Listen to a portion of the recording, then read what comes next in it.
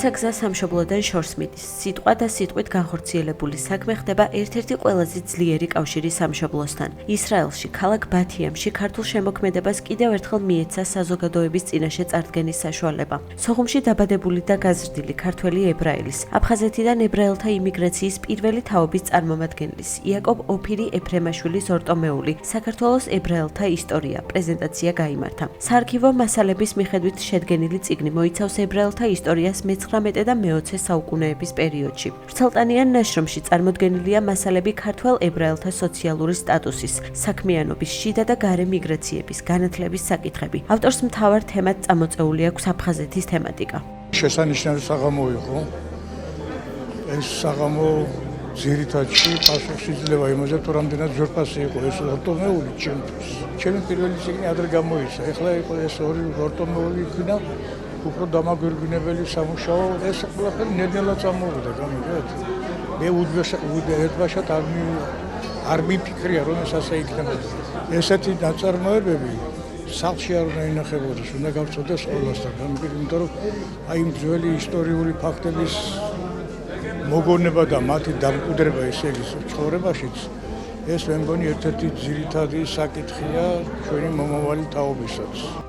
ორტომეულის პრეზენტაცია აფხაზეთის მთავრობის სამუშაო ვიზიტის დროს შედგა. წიგნი შეიქმნა პროექტ მშვიდობისთვის აფხაზეთისთვის ფარგლებში და გამოიცა აფხაზეთის ავტონომიური რესპუბლიკის იძულებით გადაადგილებულ პირთა სამინისტროს ფინანსური მხარდაჭერით. ღონისძიებას ესწრებოდნენ აფხაზეთის ავტონომიური რესპუბლიკის მთავრობის თავმჯდომარის მოადგილე ანზორ მარკიანი, იძულებით გადაადგილებულ პირთა მინისტრი დავით ფაცაცია, მინისტრის მოადგილე იგორ კოპალიანი და აფხაზეთის ავტონომიური რესპუბლიკის საინფორმაციო ანალიტიკური ცენტრის ხელმძღვანელი ეკა ასევე ქართულ ებრაული საზოგადოების სხვა წარმომადგენლები. ხაზი უნდა გაესვას, რომ ბატონი იაკობ ოფირი არის პირველი მიგრაცია ჩვენი აფხაზეთიდან ებრაელების. დღევანდელი საღამო იყო ერთ-ერთი გამორჩეული და უნიკალური შეიძლება ითქვას წარმომადგენლობით ჩვენი აფხაზეთელები, ქართველი ებრაელები, რომლებიც სავსე იყო დარბაზი და სწორედ ის აურა და სივრცე, რომელიც აკტრიალებდა ჩვენთვის აფხაზეთელების, ზოგადად ქართველების ქართულ ებრაულ ურთიერთობებში არის უაღრესად დასაფასებელი და მნიშვნელოვანი. ასეთი ტიპის საღამოები უნდა ტარდებოდეს ხშირად, იმისათვის რომ ჩვენ შორის ურთიერთობები კიდევ უფრო მეტად გახსენებული იქნას და მეორე მხრივ ახალგაზრდებს და მომავალ თაობებს შესაბამისი წყარო და შესაძლებლობა ჰქონდეთ ამ ურთიერთობების განვითარების.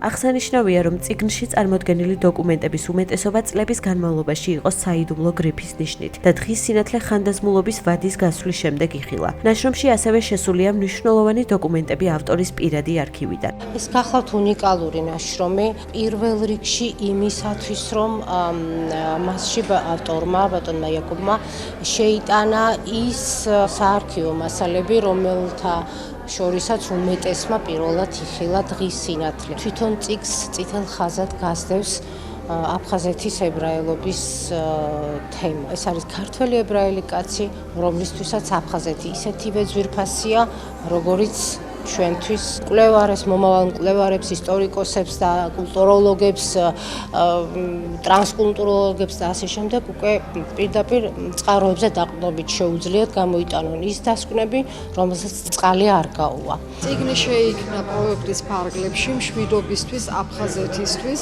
მისი რედაქტორი გახლავართ მე. წიგნი გამოიცა აფხაზეთის ავტონომიური რესპუბლიკის იძულებით გადაადგილებულ პირთა სამინისტროს ფინანსური მხარდაჭერით. არსებითი ნაწილი უჭირავს სოხუმს და აფხაზეთს.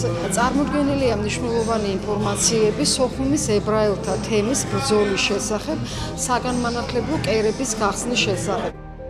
საქართველოს ებრაელთა ისტორია. ეს არის წიგნი, რომელიც ხელს შეუწყობს ქართველთა და ებრაელთა 26 საუკუნოვანი ურთიერთობების შესახებ სამეცნიერო კვლევების გაღრმავებას. იაკობ ოფირის მიერ შედგენილი ორტომეულით ცოცხლდება არა მხოლოდ ისტორია, არამედ შენდება ხიდი ღირსეულ წარსულსა და მომავალს შორის. ნაშრომი კიდევ ერთხელ ნათლად გვახსენებს, რომ ისტორია მხოლოდ წარსული არ არის, არამედ ის არის პასუხისმგებლობა მომავლის წინაშე.